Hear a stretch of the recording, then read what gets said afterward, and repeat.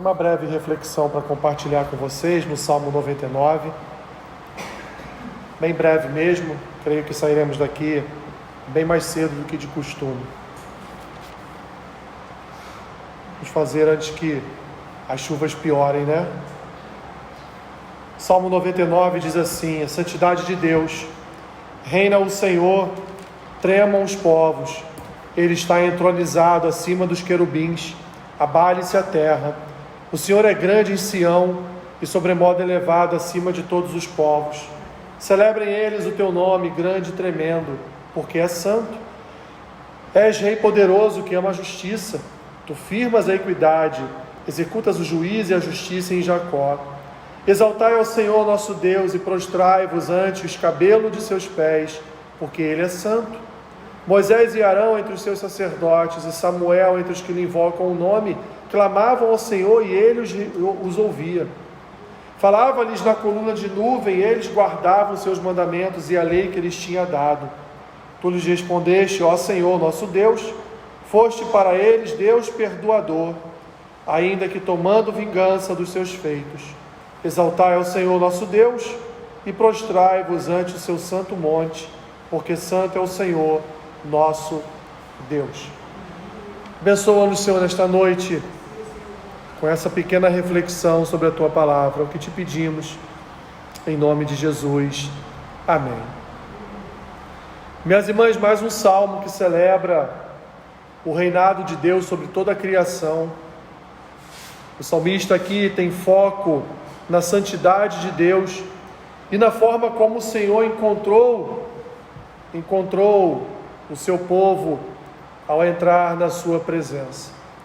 Sabemos que Deus é um Rei majestoso, santo, sem igual. Sabemos que o Senhor tem um controle absoluto de todas as coisas, assim como um rei tem controle sobre o seu reinado. Deus, que reina sobre o universo, tem um controle absoluto de todas as coisas. E é nisso, minhas irmãs, que o nosso coração deve confiar.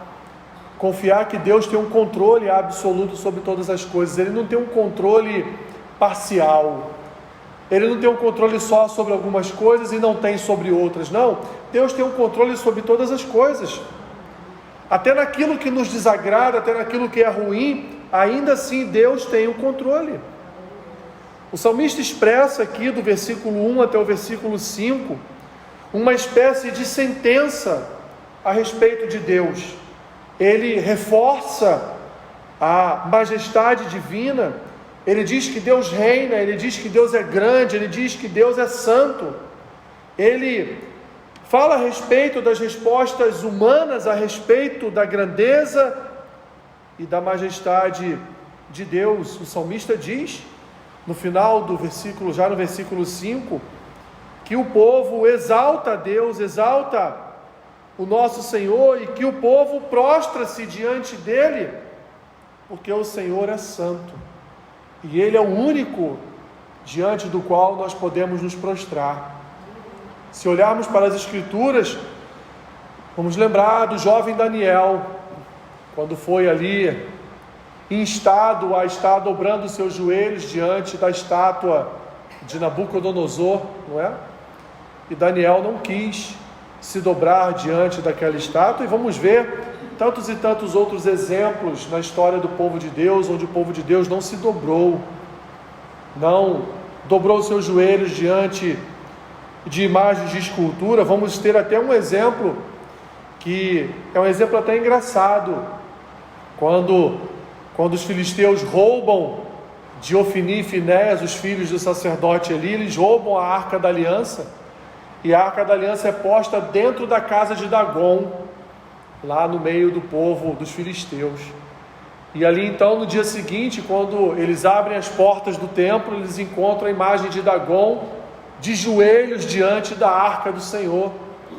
Então eles reconstroem aquela imagem, e no dia seguinte, quando eles voltam, além da imagem de Dagon estar ali de joelhos diante da Arca, ele ainda teve a sua cabeça decepada, né?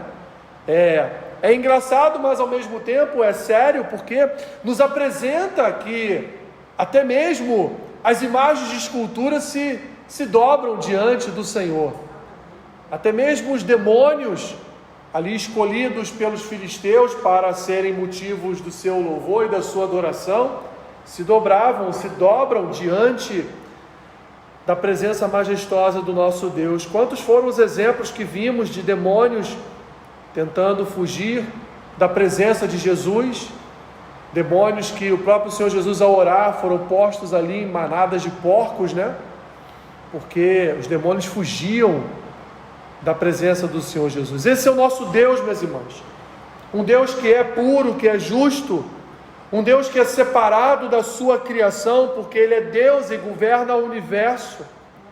Mas esse Deus se fez conhecer, esse Deus se fez apresentar, esse Deus, Ele se deu a nós para que nós viéssemos a conhecê-lo.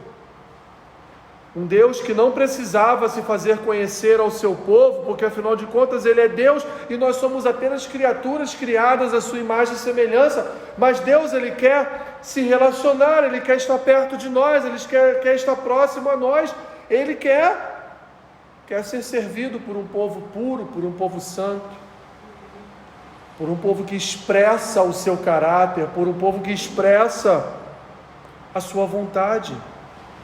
Por isso, minhas irmãs, que o salmista nos traz aqui a partir do versículo 6, a imagem de outros homens de Deus, Moisés e Arão, Samuel, homens que invocavam o nome do Senhor e o Senhor respondia.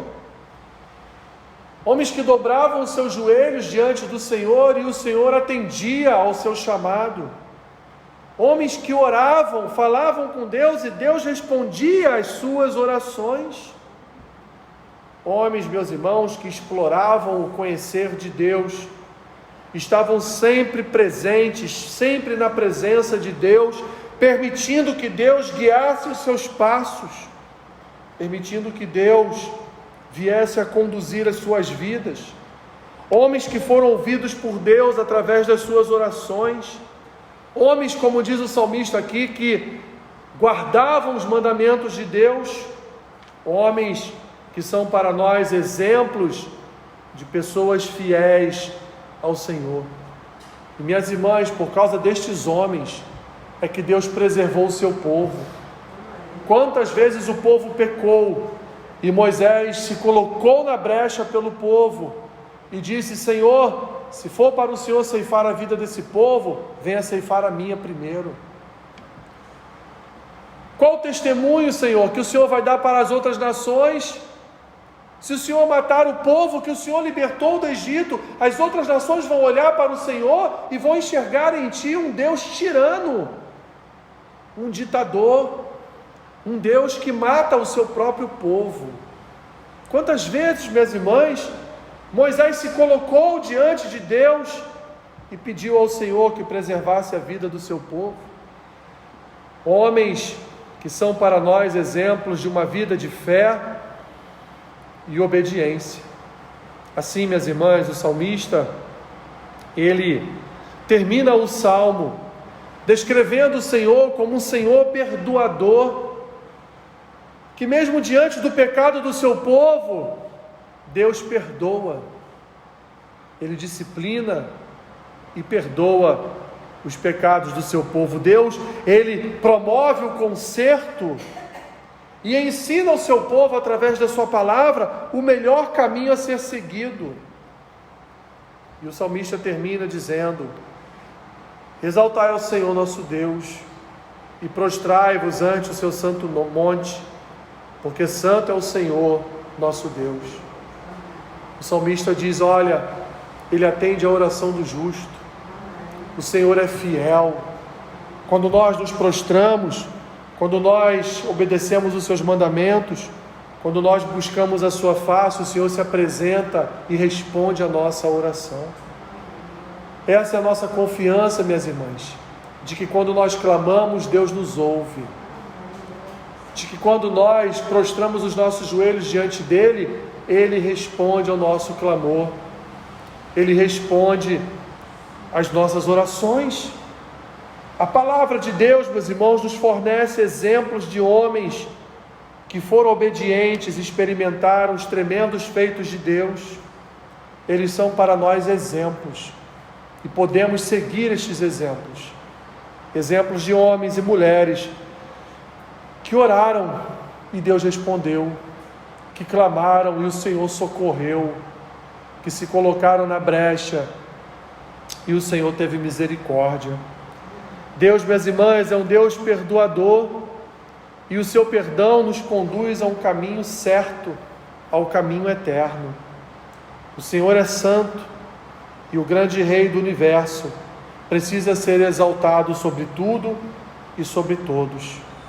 Temos visto, minhas irmãs, homens tentando serem exaltados, homens que têm se colocado no lugar de Deus, homens que têm tentado guiar a vida de outros homens, homens que têm tentado roubar a glória de Deus. Mas Deus é santo, Ele governa sobre tudo e sobre todos, e é o Senhor o verdadeiro motivo da nossa canção. Não são homens, mas o Senhor. Então que nós venhamos a nos manter fiéis diante desse Senhor, que venhamos, minhas irmãs, a nos mantermos sempre na presença do Senhor.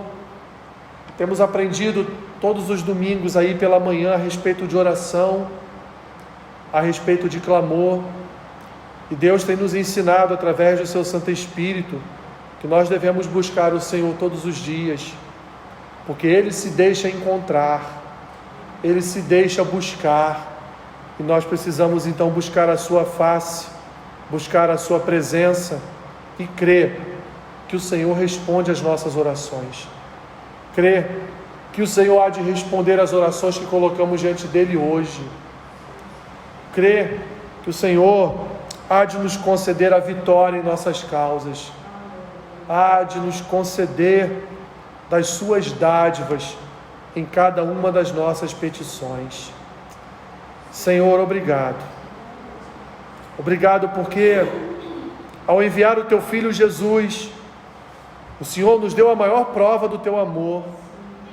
E não só isso, o Senhor nos deu a maior prova, Senhor, de que o Senhor é um Deus que nos abençoa, é um Deus que não quer nos ver perdidos, mas é um Deus que nos salvou, é um Deus que abriu as portas da eternidade para nós através daquele que é a porta do aprisco, através do Cristo, através do nosso Deus Emanuel, através do nosso Jesus.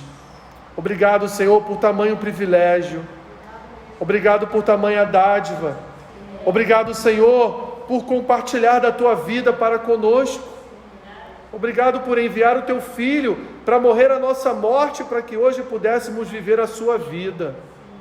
Nós somos gratos a Ti, Senhor, por tudo, por Tua palavra que renova a nossa esperança, renova a nossa fé, a Tua palavra que nos dá garantia de vitória, nos dá garantia, Senhor, de que Tu és Deus que responde às nossas orações, Tu és, Senhor, que abençoa o Seu povo. Obrigado, Senhor. Obrigado. Obrigado por Tua palavra. Obrigado, Senhor. Obrigado porque a Tua santidade nos governa. Em nome de Jesus. Amém.